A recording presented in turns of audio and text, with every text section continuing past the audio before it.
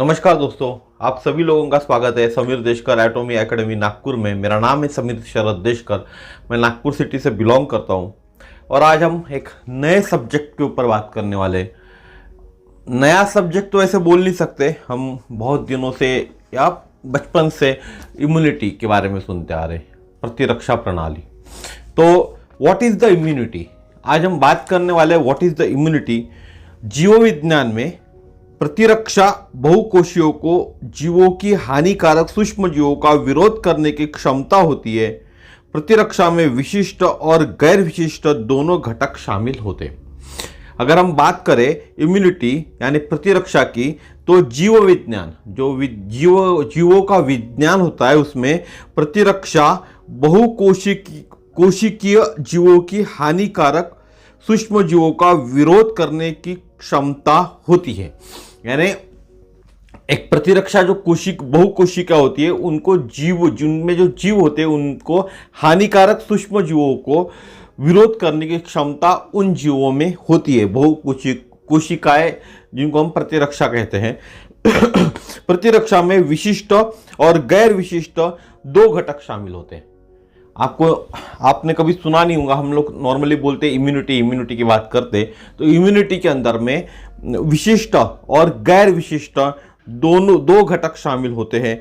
गैर विशिष्ट घटक रोगजनकों की एक विस्तृत श्रृंखला को अवरोध या उखाड़ फेंकने के रूप में कार्य करते हैं।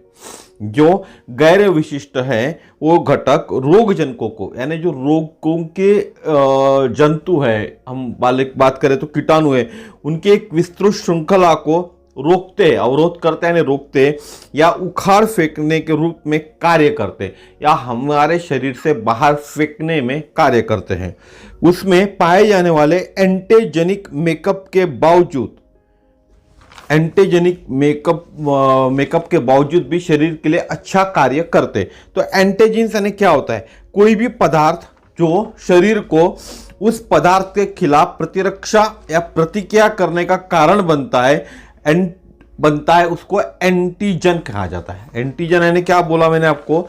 एंटीजन यानी क्या? कोई भी पदार्थ जो शरीर को उस पदार्थ के खिलाफ प्रतिक्रिया करने का कारण बनता है, उसको एंटीजन कहा जाता है। एंटीजन में विषाक्त पदार्थ भी होते हैं, जैसे रसायन, बैक्टीरिया, वायरस या अन्य पदार्थ शामिल होते हैं जो शरीर में बाहर से आते हैं।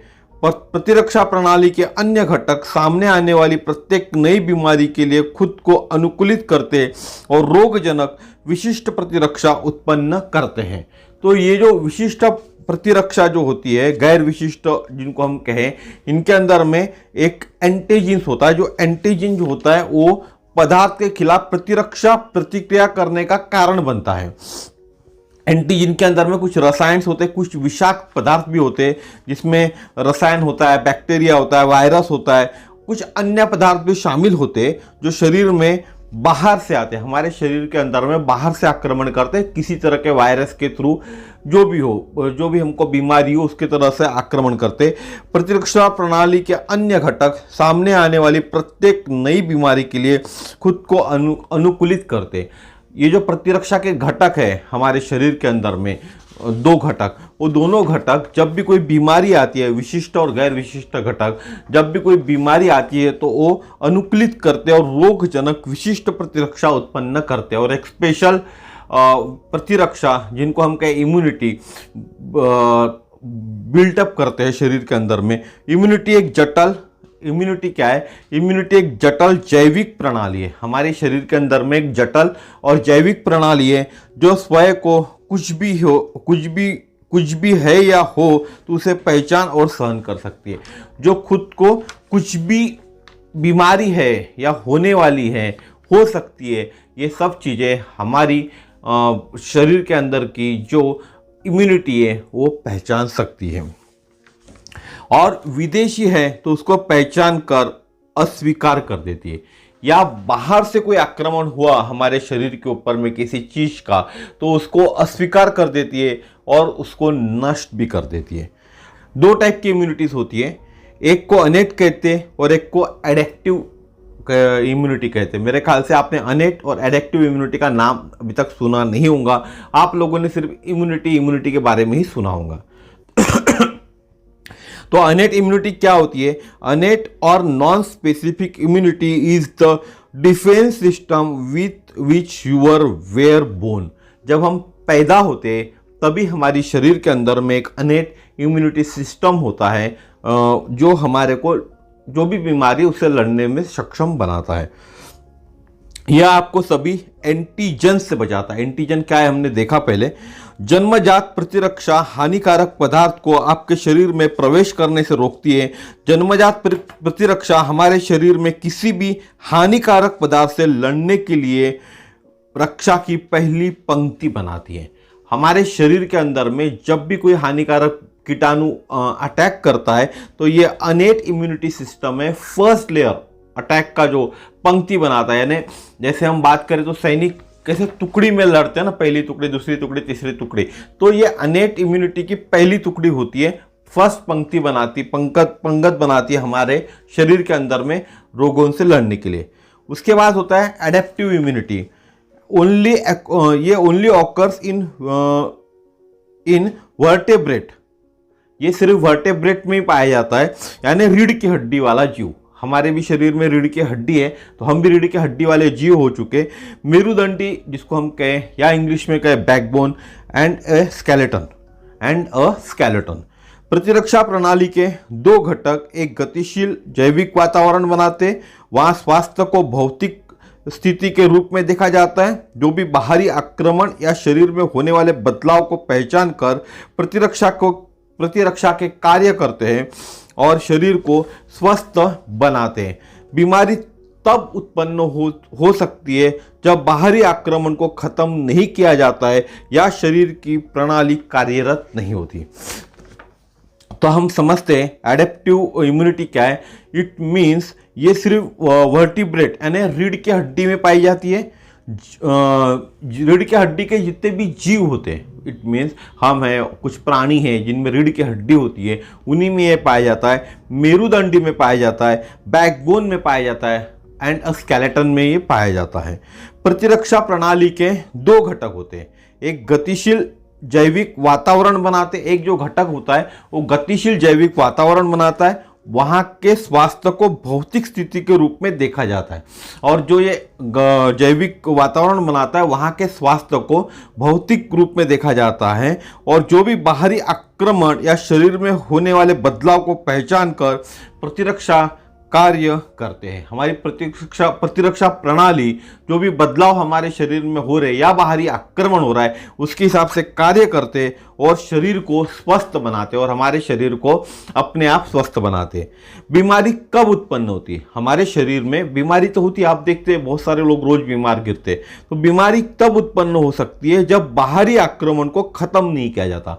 अगर किसी वायरस ने हमारे ऊपर आक्रमण कर दिया, उसको हम अगर खत्म नहीं करते तो हमारे शरीर में बीमारी का रूप लेंगे, बीमारी का घर बनेगा, या शरीर की प्रणाली कार्यरत नहीं होती, या हमारे शरीर के अंदर में जितने भी इम्यूनिटी सिस्टम की जो भी प्रणाली है वो अगर कार्यरत नहीं होती है तो हम बीमार होते हैं।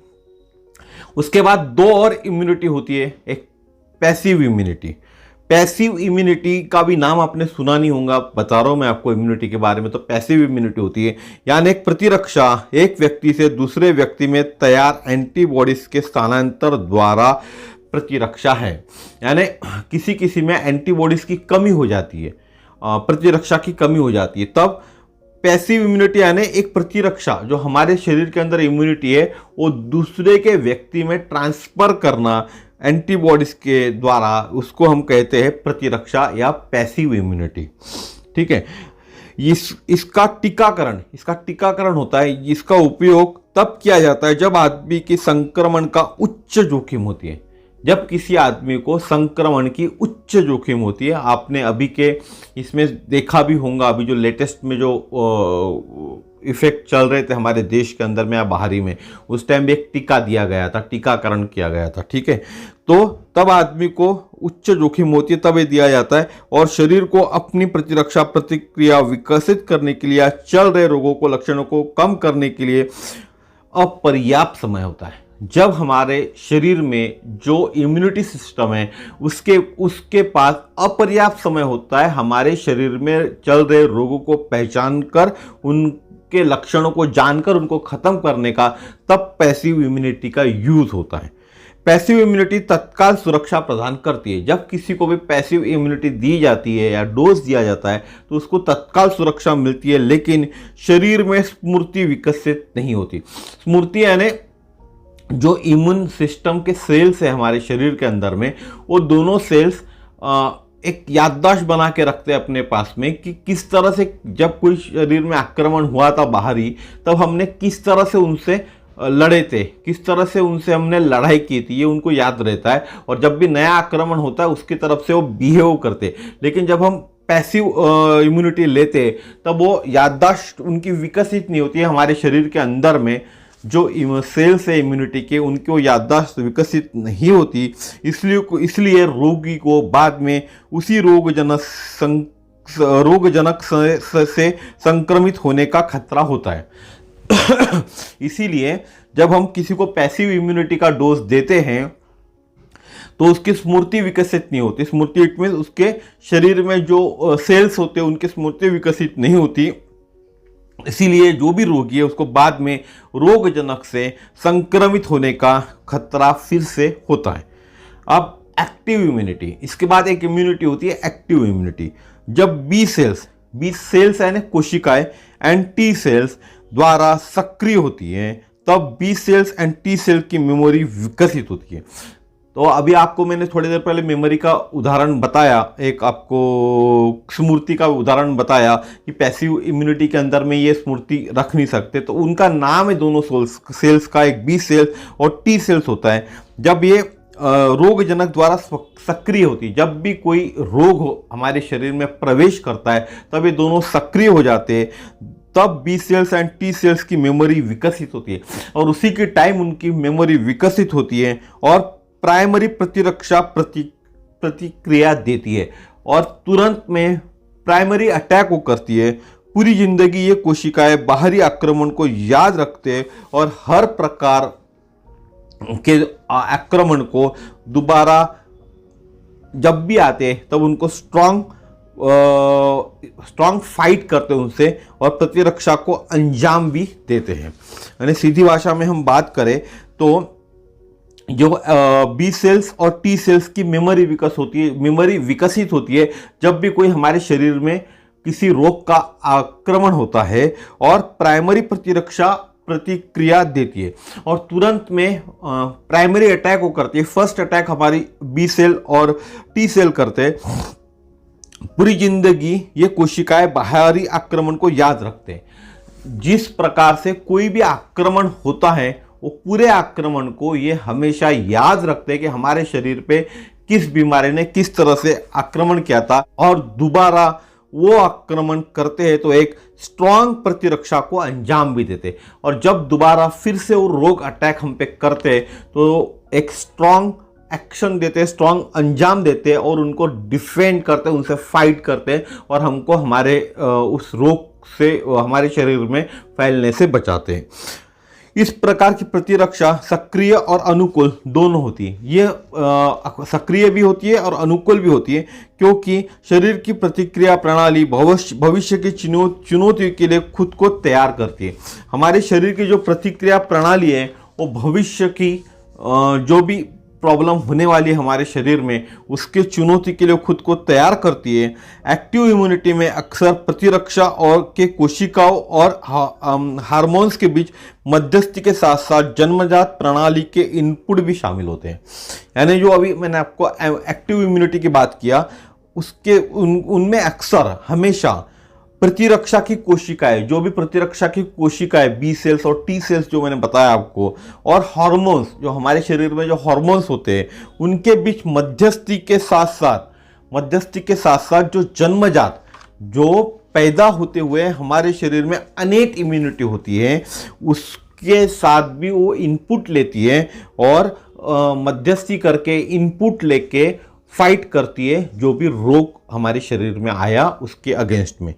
अब जानना चाहिए। ये मैंने बताया आपको इम्यूनिटी के बारे में। अब आपको पता करना है क्या आपकी प्रतिरक्षा प्रणाली कमजोर है, क्या आपका इम्यून सिस्टम कमजोर है, ये आपको पता करना है। तो कमजोर प्रतिरक्षा प्रणाली कई कारणों के कारण हो सकती है। अगर आप में ये कारण दिख रहे हैं तो आपकी प्रतिरक्षा प्रणाली, आपका इम्यून सिस्टम कमजोर है, ये आप मान सकते हो। जिनमें आहार है, कुछ दवाएं हैं, दवा आप कुछ सेवन कर रहे हो होता है, किसी तरह का संक्रमण होता है, या एटो इम्यून प्रॉब्लम शामिल होता है। किसी किसी में इम्यून एटो भी हो जाता है, एटो इम्यून सिस्टम का भी प्रॉब्लम हो जाता है।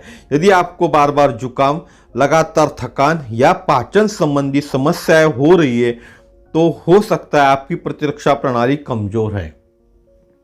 तो प्रतिरक्षा प्रणाली कमजोर किन की है यह जानना है हमको। तो हमको आहार क्या है उसका, दवाई ले रहा है क्या, कुछ संक्रमण उसको हुआ है क्या, एटो इम्यून सिस्टम हुआ है, प्रॉब्लम है क्या उसको, या बार बार जुकाम हो जाता है, थकान महसूस होती है लगातार, पाचन संबंधी जो समस्या है उससे वो जूझ रहा है, तो उसका प्रतिक्रिया प्रणाली कमजोर मानी जाती है। अब एक स्वस्थ प्रतिरक्षा प्रणाली की जरूरत क्यों होती है? हमारे शरीर में एक तगड़ी, स्वस्थ, अच्छी प्रतिरक्षा प्रणाली, इम्यून सिस्टम की, स्ट्रांग इम्यून सिस्टम की जरूरत क्यों होती है? एक स्वस्थ प्रतिरक्षा प्रणाली पहले एक अवरोध बनाकर हमारी रक्षा करती है। अगर हमारी इम्यून सिस्टम स्ट्रांग होता है और कोई भी अटैक हमारे शरीर पे किसी बीमारी ने किया तो हमारी जो स्ट्रांग इम्यून सिस्टम है पहले ही अवरोध करेंगी, फर्स्ट अटैक करेंगी अवरोध करने का, उसको रोकने का, और वहीं से खत्म करके, उनको डिस्ट्रॉय करके हमारे शरीर में प्रवेश न करने देने का ये काम हमारा स्ट्रांग इम्यून सिस्टम करेगा फर्स्ट टाइम ही, जब भी कोई बीमारी हमारे शरीर में आक्रमण कर रही है तब। और आक्रमणकारियों को हमारे शरीर में प्रवेश करने से रोकती है, ये मैंने आपको बता दिया।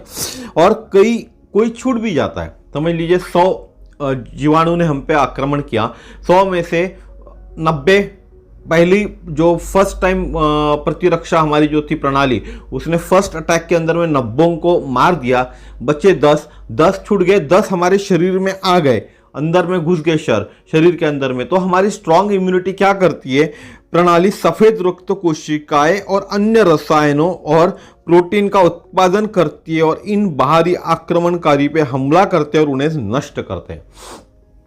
बात समझते हैं। जब कोई भी 100 सेल्स, बाहरी 100 सेल्स की उदाहरण ले रहा हूं मैं, 100 सेल्स ने हम पे आक्रमण किया और हमारे शरीर में अगर हमारा इम्यून सिस्टम बहुत ज़्यादा स्ट्रांग है तो हमारा इम्यून सिस्टम एक पहली परत बनाता है और पहली परत बना के उनको वहीं रोक देता है, वहीं डिस्ट्रॉय कर देता है। लेकिन अगर 100 में से 90 को वहाँ डिस्ट्रॉय कर दिया, कुछ थोड़े स्ट्रांग होते 10 एक लोग, 10 विषाणु हम बोले, और वो 10 विषाणु जब हमारे शरीर में एंटर कर जाते, प्रवेश कर जाते, कहीं से भी छुप कर हमारे शरीर में आ जाते, तब हमारे शरीर में सफेद रक्त कोशिकाएं और कुछ रसायन प्रोटीन का उत्पादन करते हैं। हमारे शरीर में जो सफेद व्हाइट ब्लड सेल्स जिसको हम कहें वो, और कुछ रसायन प्रोटीन का उत्पादन करती है और इन बाहरी आक्रमणकारियों पे हमला करते हैं और उन्हें नष्ट करते हैं, उन्हें खत्म करते हैं। इसीलिए हमारा इम्यून सिस्टम स्ट्रांग होना चाहिए। और इम्यून सिस्टम स्ट्रांग होने के लिए आपको क्या लेना चाहिए, क्या लेने से आपका इम्यून सिस्टम स्ट्रांग होगा, ये मैं आपको गाइड कर सकता हूँ। लेकिन ये बात मैं इस वीडियो पे नहीं बताऊंगा कि आपको क्या लेना चाहिए। अगर सही में आपको आपका इम्यून सिस्टम स्ट्रांग करना है, आप चाहते हैं कि कोई भी बाहरी आक्रमण से आपका शरीर अपने आप लड़े, तो मुझको कॉल कीजिएगा। मेरा नंबर है 9325398926। ये मेरी गारंटी है। आप अपना प्रॉब्लम मुझसे शेयर कीजिए, मैं उसके हिसाब से आपको आपके शरीर के लिए कौन सा इम्यूनिटी बूस्टर अच्छा है वो डेफिनेटली गाइड करूंगा। ठीक है, तो फिर मिलेंगे ऐसी नेक्स्ट वीडियो में। जाते जाते इतना ही कहूँगा, चैनल को सब्सक्राइब कीजिए, वीडियोस को शेयर कीजिए, बेल आइकन को दबाइए ताकि इसी तरह के नए नए वीडियोस आपके पास आते रहे। Thank you very much. नमस्कार।